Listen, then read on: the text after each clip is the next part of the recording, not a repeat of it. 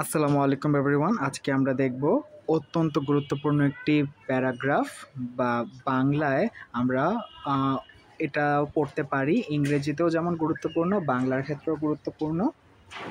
তো অনুচ্ছেদ হিসেবে আমরা জুলাই গণঅভ্যুত্থানটা পড়ে নিই।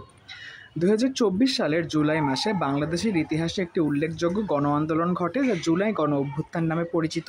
শিক্ষার্থী, যুব সমাজ ও সাধারণ জনগণ দেশ জুড়ে ব্যাপক রাস্তায় নেমে আসে।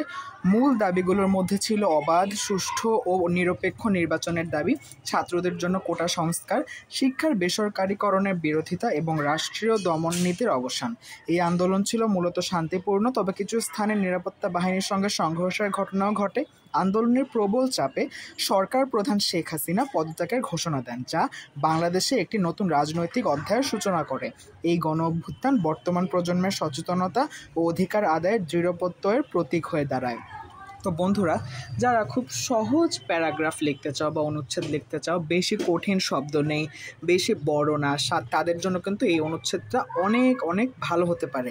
তো তোমাদের যাদের দরকার, তোমরা এটার থেকে স্ক্রিনশট নিয়ে নিতে পারো বা লিখে নিতে পারো, তোমাদের জন্য ভালো হবে। দেখা হচ্ছে নতুন ভিডিওতে। সেই পর্যন্ত ভালো থেকো, সুস্থ থেকো। আল্লাহ হাফেজ।